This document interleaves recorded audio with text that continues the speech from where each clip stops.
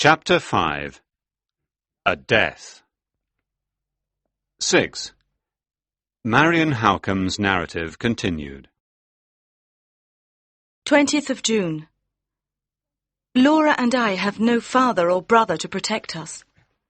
Our dearest friend Walter is in Central America, where no letter can reach him. Mr. Gilmore is ill and is staying with relatives in Germany. Our Uncle Frederick Fairley is a lazy hypochondriac, but he is also our only hope. This afternoon I wrote him a letter asking if we could return to Limmeridge House. After dinner, Percival said to the Count, "I want to talk to you in private." The Count replied, Later, when the ladies are asleep. I said that I had a headache and went up to my room earlier than usual. I thought to myself, I must hear their conversation. I took off my dress and put on a simple cloak. I climbed out of the window and moved along a narrow ledge to the library roof, where I sat down. There I could hear the voices of Sir Percival and the Count through the open windows. Percival, we are now at a financial crisis, said the Count. I owe hundreds of pounds. You owe thousands. We must find the money to pay those debts. Recently you've acted very foolishly. Can't you see that Miss Halcome has more intelligence than most men? She is a noble creature, full of strength and courage, and she'll use it all to protect that foolish little wife of yours. Now, explain to me about your wife's money. Sir Percival said, "It's very simple. While my wife lives, I get £3,000 a year, but that's not enough to pay my debts." And if she dies? asked the Count. If she dies without children, I'll get £20,000. Ah, said the Count. the rain has come at last. He was right. Up on the roof I was getting wet, but I had to hear their conversation to the end. Do you love your wife, Percival? asked the Count. What a question! If she dies, you get £20,000. Yes, and your wife gets £10,000. cried Sir Percival. Don't forget that. Anyway, the money isn't my only problem. I have a secret. Don't tell me the secret. Just tell me who knows it. My wife knows it, and a drawing teacher called Walter Hartwright knows it. I know that Hartwright's left the country. He's in love with my wife, and she loves him too. Anyway, the important thing is that they know the secret. Anne Catherick knows it, and she hates me. I'm sure she told them. I've tried to find her, but I can't. What does she look like? asked the Count. I saw a woman by the lake, but I only saw her from behind. She looks like my wife. She's not as pretty, and she's very ill, but still she looks very similar. Really? said the Count in surprise. He then smiled to himself and laughed. Don't worry, Percival. You'll pay your debts, and you'll find Anne Catherick. I promise. Good night. Up on the roof I was cold and wet. I moved slowly along the ledge to my bedroom window and climbed back in. I changed into dry clothes, lit a candle, and wrote down the conversation. But now I am ill. I have a fever. I cannot get ill now, when Laura needs me more than ever. Note: here the diary becomes impossible to read. On the next page another entry appears, but it is in a man's handwriting. Postscript by a sincere friend. The illness of the excellent Miss Halcome has given me the opportunity to read this interesting diary. There are hundreds of pages here, and I have read them all with pleasure. I admire Marion greatly. Her intellect, graceful style, and courage. The description of my own character is brilliant. I'm sorry that our interests are opposed. And even though they are opposed, and even though I will be victorious, I want Miss Halcome to know how much I admire her diary, and that nothing in it contributed to my victory and her failure. Fosco. 7. Eliza Mickelson's narrative. I am the housekeeper at Blackwater Park, and I took care of Miss Halcombe when she was ill. During that time, Lady Glyde was so worried about her sister that she herself became ill and stayed in her room. One day, Sir Percival called me into his study and said, I plan to leave Blackwater Park. As soon as Miss Halcombe and my wife are well enough, they'll go to stay with their uncle in Cumberland. Count Fosco and the Countess will soon go to their new house in London, and I'll go to Paris. Send away all the servants tomorrow. You'll stay to manage the house while I'm away. The Count spent his days by the lake. I have no idea why. The next day, when the Count returned from the lake, I heard Sir Percival ask him, Did you find her? The Count did not reply, but he smiled. The next day was my day off. When I returned, Sir Percival told me that Count Fosco and the Countess had left for London. I then went to Lady Glyde's room to see how she was. She was still weak and depressed, and she asked me to take her to her sister's room. As we walked along the corridor, Sir Percival came up the stairs and said, She's not there. She went to London with Count Fosco and the Countess. Then she'll go to your uncle in Cumberland. That's impossible, cried Lady Glyde. She didn't tell me she was going or say goodbye. I must go to her immediately. You must wait till tomorrow, said Sir Percival. I'll write to Fosco. He'll meet you at the station and take you to his house. Lady Glyde began to shake. I don't want to sleep in London, she said. You must. The journey from here to Cumberland is too long to do in one day. Lady Glyde was ready to leave the next morning.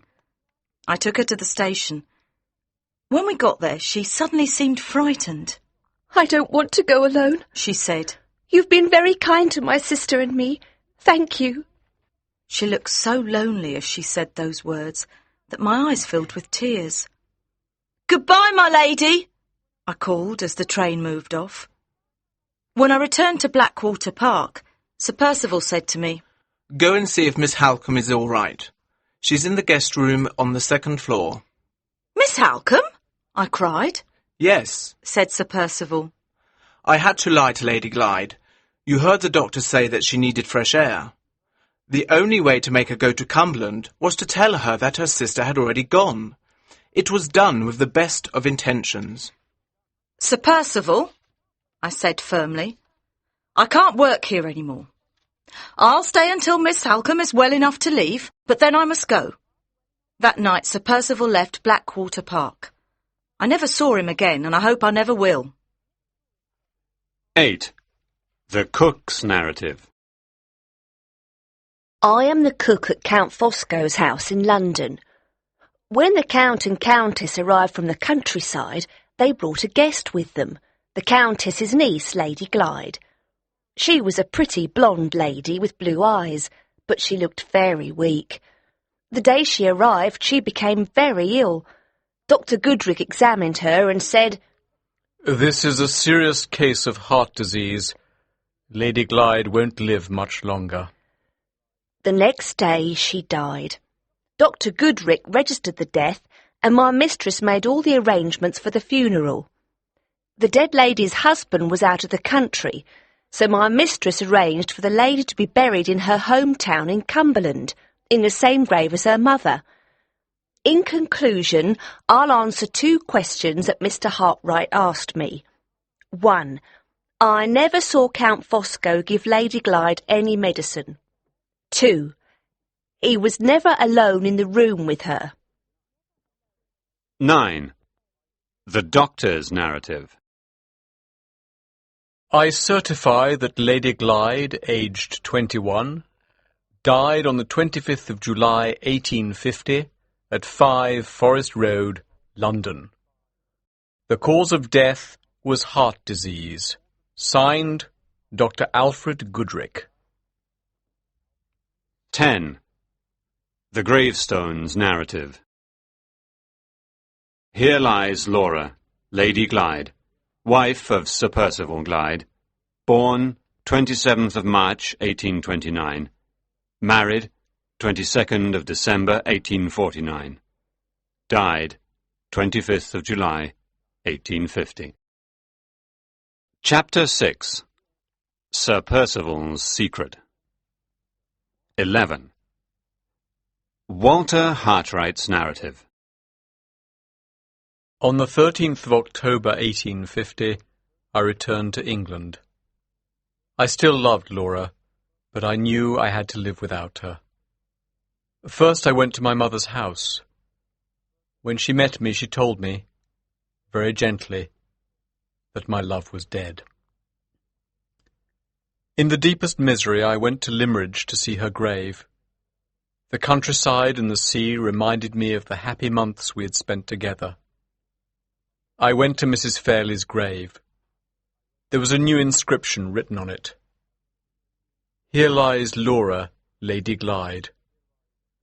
In the near distance I saw two women with veils over their faces.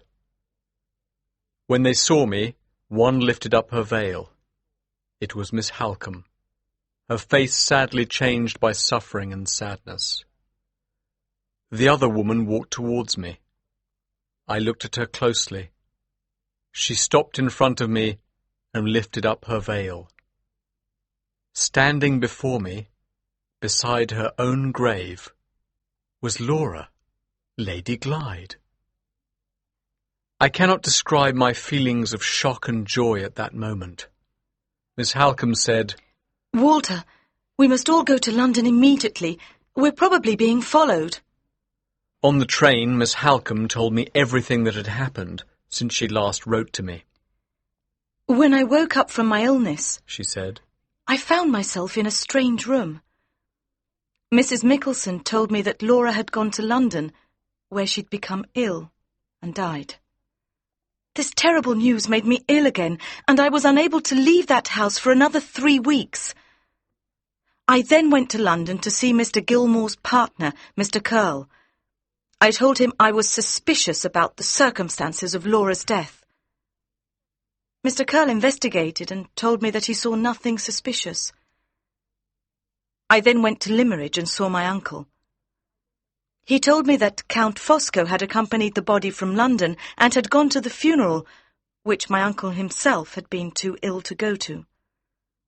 The Count had left a letter for my uncle, telling him that Anne Catherick was back in the asylum, but she now believed that she was Lady Glyde. I left Limmeridge and went to the asylum. I explained who I was and asked to see Anne. Imagine my feelings, Walter, when I saw my dear sister there in the asylum, and that everyone believed she was Anne Catherick. I gave the nurse £100 to help Laura escape. We came to Limmeridge and explained everything to my uncle, but he said that I was a fool. He doesn't recognise his own niece. He's sure that she's Anne Catherick." Laura had certainly changed. Her face was pale and thin, and her long suffering in the asylum had affected her mind, so that her expression was vague and her memory confused. Now the similarity between Laura and Anne Catherick was stronger than ever. Because of our great love for her, Miss Halcombe and I had recognised her immediately. But the Count's letter had influenced Mr. Fairley, and even the servants at Limmeridge House had not recognised her. I found 2 apartments in the same house in London. I took one, using a false name, and Marian and Laura lived in the other under the same name. I said they were my sisters. I spent my days drawing and selling my work at nearby shops. Marian cooked and cleaned for us. My one hope now was to prove Laura's identity, but Mr. Curl, having heard the whole story, said that it would be impossible. When I left his office, he gave me a letter to give to Marian. In the street, I noticed 2 men following me. I got in a cab and escaped from them. At home, I gave the letter to Marian. It was from Count Fosco. This was the letter. "I write, magnificent Marian, to console you. Fear nothing. No one will follow you, or your lovely companion, if you leave us in peace. If Mr. Hartwright returns to England, do not contact him. Be happy, dear lady, with what you have. F. The only signature was an F at the bottom of the page. Marion, I said, we must bring them to justice. We must give Laura back her true identity. Mr. Curl says we can't prove that she is Lady Glyde, so we must force one of them to confess it. The Count has no weak point that we know of, but Sir Percival does. The secret! Cried Marion. But we don't know it. Anne's mother, Mrs. Catherick, knows it, I said, and I'll find out what it is. Then I can use the secret to force Sir Percival to tell the truth about Laura. The next day I went to Mrs. Catherick's house in the village by Blackwater Park. Mrs. Catherick was a hard-looking woman dressed in black. Say what you've come to say, and then leave, she said in a cold, aggressive voice. I've come to tell you that your daughter is dead. How do you know? She asked indifferently. I can't tell you, but it's true, I said. Sir Percival Glyde was involved in your daughter's death and has committed a crime against someone I love. I know that he's your enemy as well as mine. I know that you know his secret. Tell me his secret and we'll both get our revenge. He has used you, he, a rich man from an aristocratic family. Oh, yes, she cried sarcastically. A very aristocratic family, especially on his mother's side. She stopped speaking suddenly, as if she had said something she did not mean to say. So, Sir Percival's secret was something to do with his mother. Mrs. Catherick said no more. When I left her house, I saw two men following me, but I did not care. I went to the village church and spoke to the parish clerk. Please can I see the register of marriages in this church for the years just before 1804, I asked. I followed the parish clerk into the vestry, a small building attached to the church. The room was full of old papers. The parish clerk took a register from a shelf. Those registers are full of important documents, I said. Surely they should be kept more safely. That's just what the old parish clerk said, the man replied. Not the one before me. His name was Catherick, but the one before him. He was so concerned about the registers that he kept copies of them locked up at his home, in case anything happened to the originals. Every day he copied down the births, marriages and deaths recorded that day. Here's the register for 1804 and the one for 1803, sir. Did you say that the parish clerk before you was called Catherick? I asked in surprise. Yes, sir. Well, I'll leave you to look at the registers. I found the record of the marriage of Percival's father, Sir Felix Glyde, to Cecilia Elster in September 1803. It was written in a very small space at the bottom of the page. The entry above, recording the marriage of a man called Walter, took much more space. The entry on the next page also took a lot of space, recording a double marriage. I wondered why so little space had been given to the record of Sir Felix's marriage, but apart from that there was nothing unusual about it. I was disappointed. As the parish clerk put the register back on its shelf, I said, You spoke of old copies of the register. Is there a copy of the records of 1803? I think so. Can I see it? Well, I suppose you can. The old parish clerk is dead now, but his son lives in the village. He probably still has the copies. I went to the house of the old parish clerk's son and asked if I could see his father's copy of the register for 1803. He let me in and brought me the heavy book. I found the record of the marriage of the man called Walter, but the space at the bottom of the page was empty.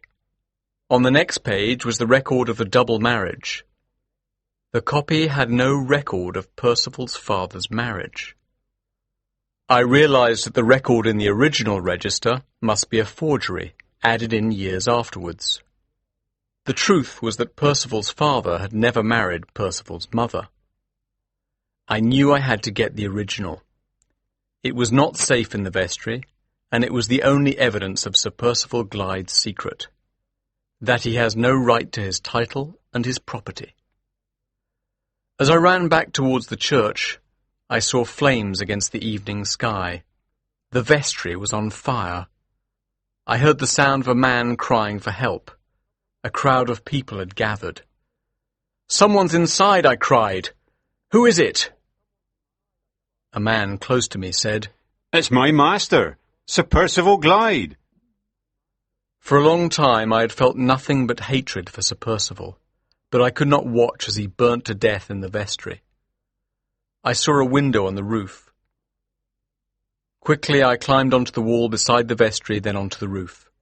Perhaps he could escape through the window. I broke the glass, but then the flames jumped out of the open space. Just then the fire engine arrived. Firemen broke down the door and went in. They came out carrying the dead body of Sir Percival Glyde. Chapter 7. Mrs. Catherick's Story. 12. Walter Hartwright's narrative continued. At the inquest the next day, the parish clerk said that the key to the vestry had gone missing just before the fire. Perhaps somebody had stolen it. Nobody could understand why Sir Percival had been in the vestry. The inquest concluded that Sir Percival's death was an accident. He had probably taken a candle with him into the vestry, because by then it was dark. The vestry was full of dry papers. Somehow they had caught fire, and Sir Percival could not get to the door. I did not tell them what I knew. I had no proof now of the forgery in the register, because the register was burnt. Feeling depressed, I returned to my hotel. There I found 2 letters for me. One was from Marion. Dear Walter, please return to London. We have moved to a new house. Do not worry, we are safe, but come back quickly. Our new address is 5 Gower's Walk. Your friend, Marion. I put the other letter in my pocket and ran to the station to get the first train to London. On the train I opened the other letter.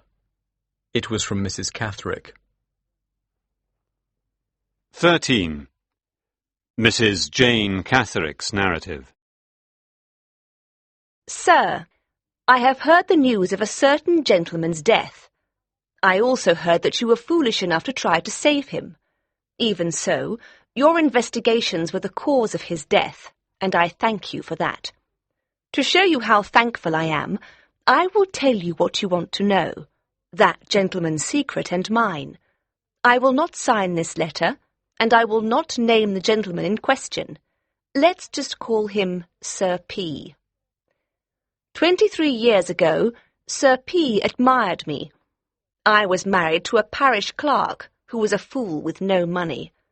Before I married him, I had worked for Major Donthorne of Varneck Hall, and I had seen how rich ladies lived. I liked beautiful things, and Sir P. gave me beautiful presents. What did he want in exchange for the presents? Only the key to the vestry. I gave it to him. My daughter Anne was born 3 months later.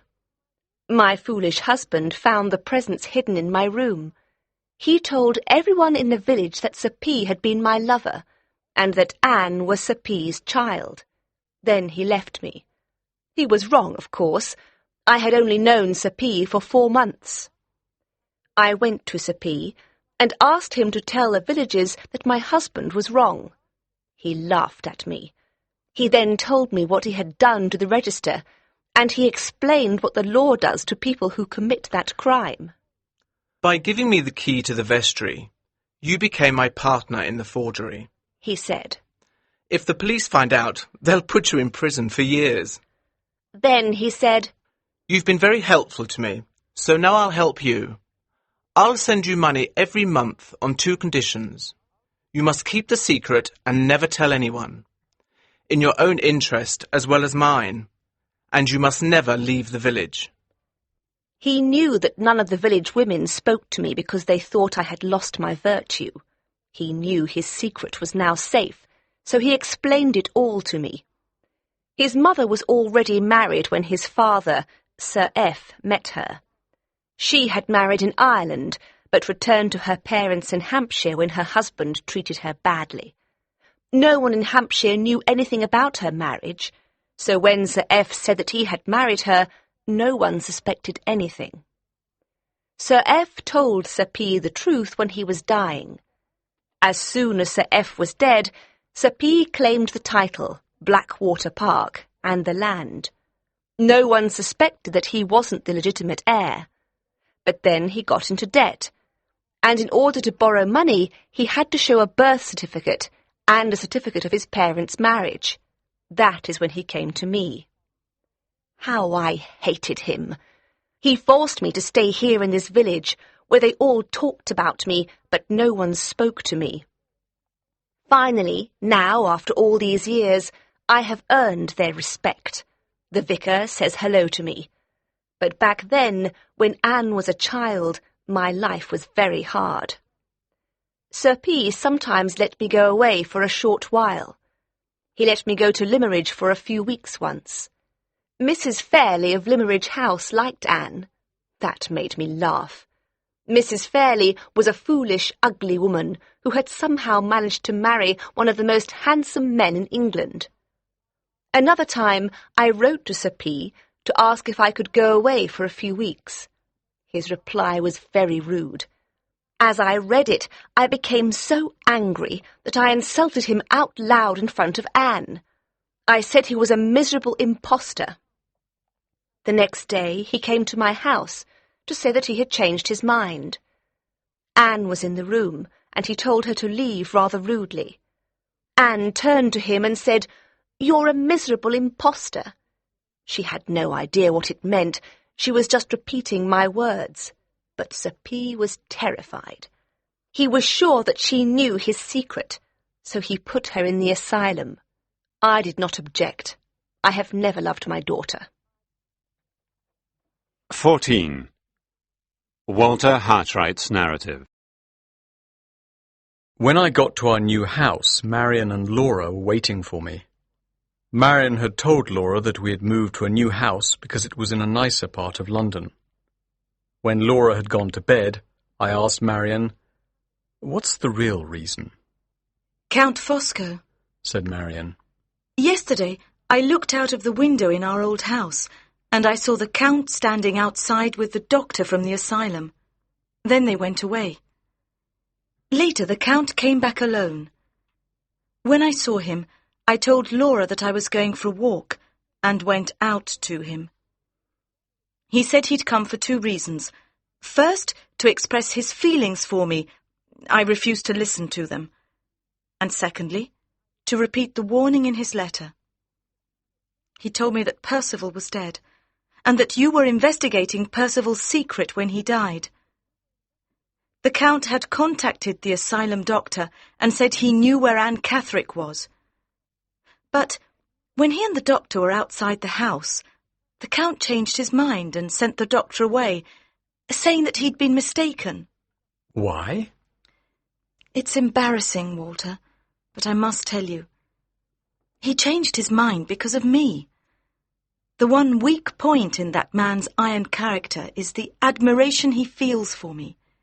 He said, "Tell Mr. Hartwright to stay away from me. If I must put your pretty sister back in the asylum to stop Mr. Hartwright from investigating me, I shall do so. But I prefer not to, because I don't want to cause you pain, Miss Halcombe." As soon as he left, I decided to take this new house.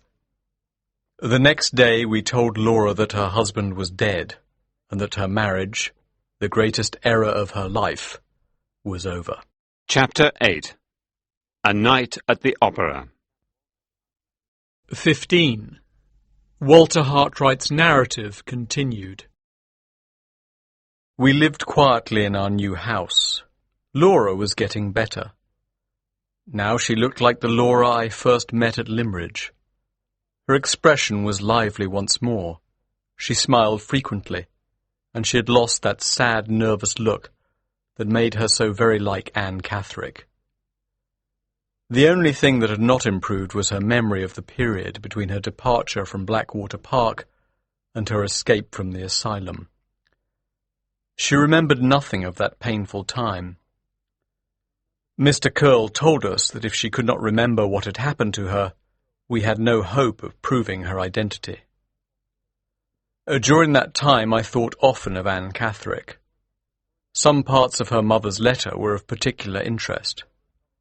I had certain suspicions, so I wrote a letter to Mrs. Catherick's old employer, Major Donthorne of Varneck Hall.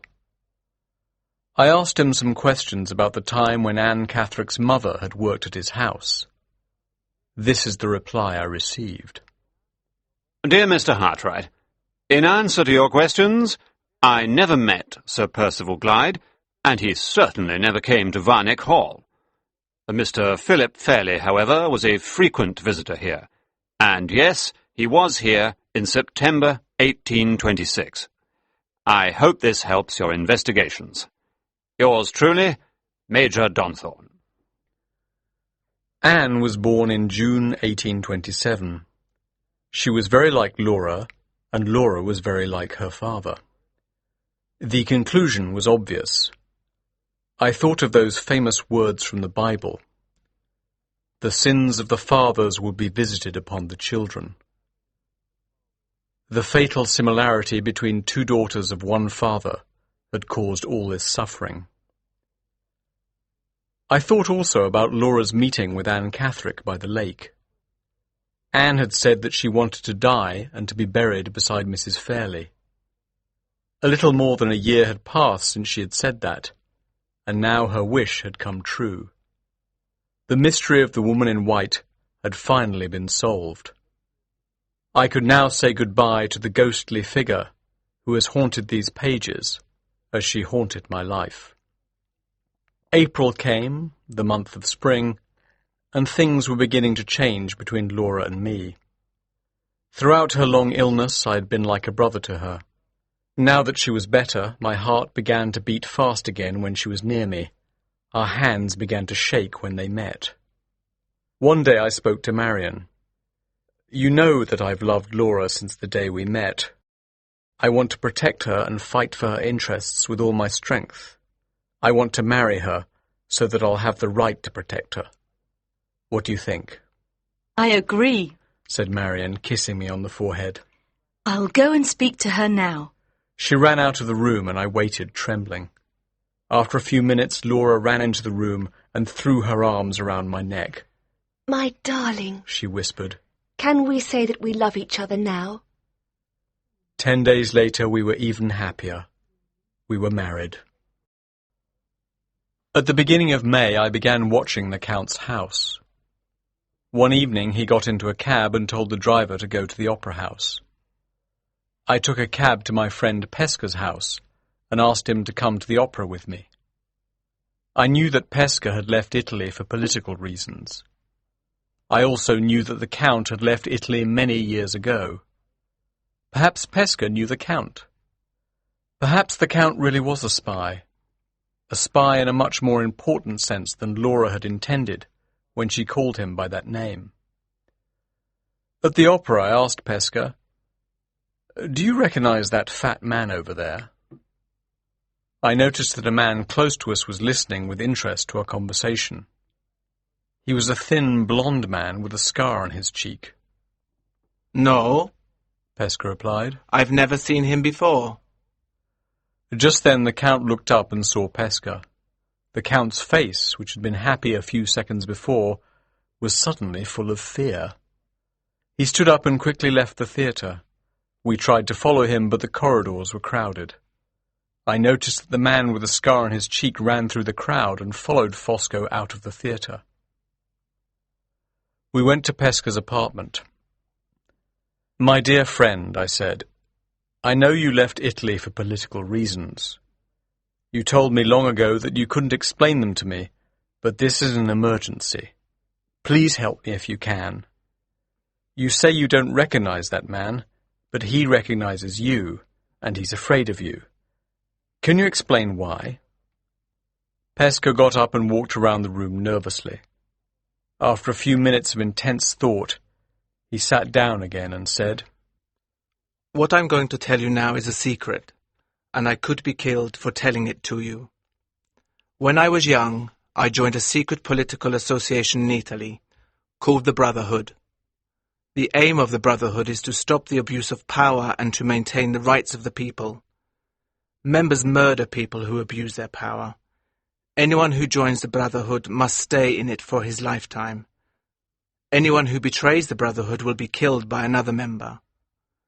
When I was young, I had passionate political beliefs. Now I'm older, I want to leave the Brotherhood, but I can't. That's why I left Italy and came to live in England as a teacher. Here, I'm of no use to the Brotherhood.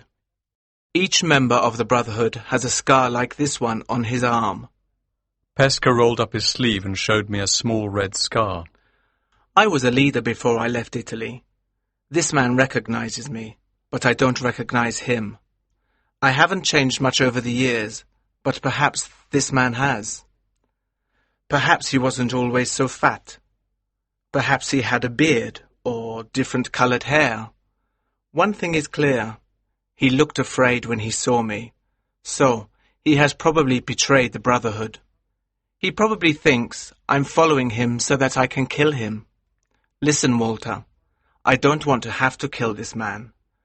Please tell me nothing about him. If I discover that he has betrayed the Brotherhood, I'll have to act." Chapter 9. Confronting Count Fosco. 16. Walter Hartwright's narrative continued. I was still thinking about what Pesca had told me when I walked back from his apartment that night. As I came closer to home, an idea started to form in my mind. When I got home, I wrote this letter to Pesca. "The man you saw at the opera is a member of the Brotherhood and has betrayed the cause. I am sure of this. His name is Fosco and he lives at 5 Forest Road. Find him and look at his arm. The scar is there. By the time you read this, I will be dead. Please get revenge for my death." I signed it and put it in an envelope. On the envelope I wrote, "Open this letter at 9 o'clock tomorrow morning unless you hear from me before. Please send a signed note back saying that you have received this letter." I then gave it to a messenger and waited. An hour later the messenger returned with Pesca's note. As I was leaving our house, Marion touched my arm. Where are you going? "It's Fosco," I said. "He'll probably leave England tonight. I must act immediately." I got a cab and went to Forest Road. It was midnight. As I walked up to the Count's door, I noticed the blond man with the scar on his face from the opera. He looked at me and walked on down the road. I rang the doorbell. The servant showed me into the drawing room where the Count was packing his bags. Sit down, Mr. Hartwright. I'm in a hurry. "I know," I replied. What do you know? "I know you're leaving England, and I know why." The Count went quickly and quietly to the door and locked it. I don't believe you, he said. "Roll up the left sleeve of your shirt," I said, "and you'll see the reason." Count Fosco put his hand into the desk and took out a gun. "Perhaps I should kill you," he said. "Read this first," I replied, handing him the note from Pesca. The Count read the note and immediately knew that I had won. "What do you want?" he asked. "I want a full confession, written and signed, of your conspiracy with Sir Percival Glyde against Laura Fairley," I said. "And I want proof of your story so that everyone knows the truth at last." "I agree," said the Count. "Now I'll tell you what I want. When I've given you the confession and the proof you ask for, the Countess and I will leave this house without any interference from you." I agreed. The Count began to write. He wrote quickly, with great intensity and pleasure. When he had finished, he cried, "Done, Mr. Hartwright." He gave me his confession and a letter from Sir Percival to him, dated 26th of July, 1850. The letter said, Lady Glyde will arrive in London this evening. This was the proof I needed. The death certificate said that Lady Glyde had died on the 25th of July, and here was a letter from Sir Percival proving that she was still alive on the 26th of July. At 8 o'clock the messenger went to Pesca's house. He returned at 8:30 with the unopened letter. The Count burnt the letter, and half an hour later he and the Countess were gone. 17. Count Fosco's narrative.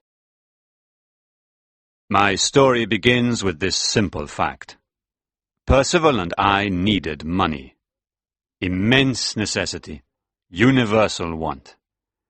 We discovered this common problem when we met in Europe after Percival's marriage. We discussed it as we travelled to England. There at Blackwater Park, I met the magnificent creature who is inscribed on my heart as Marian. At 60, I adored that woman with the volcanic passion of an 18-year-old. Marian herself has described our time at Blackwater Park with perfect accuracy. My narrative must therefore begin with Marian's terrible illness. At that time, all my energy was directed at finding Anne Catherick. The fact that Anne had escaped from the asylum first gave me the idea for the conspiracy. I said to Percival, "We'll simply exchange their identities. Lady Glyde and Anne will exchange names, places, and destinies. Anne is dying. When she dies as Lady Glyde, our money problems will be solved, and your secret will be safe. Anne spoke to your wife by the lake. One day she'll come back to the lake, but this time I'll be there." On my third day by the lake, I met Anne. I told her that Lady Glyde had sent me. I said that Lady Glyde had gone to London and wanted Anne to go there too to meet her. Anne believed me. I told her to meet me in the village the next day. Anne, my wife, and I then drove to London. We wrote to the servants at Forest Road to tell them that Lady Glyde was coming to visit. When we arrived, Anne was immediately suspicious. Her anxiety caused her to become very ill indeed, and the next day she died. This was a great shock to me. The plan depended on Anne staying alive until the real Lady Glyde left Blackwater Park. I met Lady Glyde at the station with a carriage, but it was not my carriage. It was the carriage of the doctor from the asylum. He never for a moment doubted that she was Anne Catherick. He did not listen to what she said. Why should he listen to a mad woman? I told him that Anne was even more confused than before. She now believed she was Lady Glyde. That, in short, was our great conspiracy. So simple, so brilliant, so interesting. Fosco. 18. Conclusion by Walter Hartwright. Over the year of my investigation, I had asked the people involved to provide the narratives that have been presented here. We took the narratives and Sir Percival's letter to Mr. Curll's office. After having read them all, Mr. Curll said that Laura's identity was now proved. The next day we went to Limmeridge House. Mr. Curll confirmed to Mr. Frederick Fairley that Laura was in fact his niece and not Anne Catherick. The people who had been at the funeral were all invited to come and see that Laura, Lady Glyde, was in fact alive and well. I copied down the words on the gravestone before it was removed. A few weeks later I read in the newspaper that the Count had been murdered in Paris. The murderer had not been caught, but witnesses described him as a blonde man with a scar on his cheek. The newspaper said that the murderer was believed to be a member of the Brotherhood.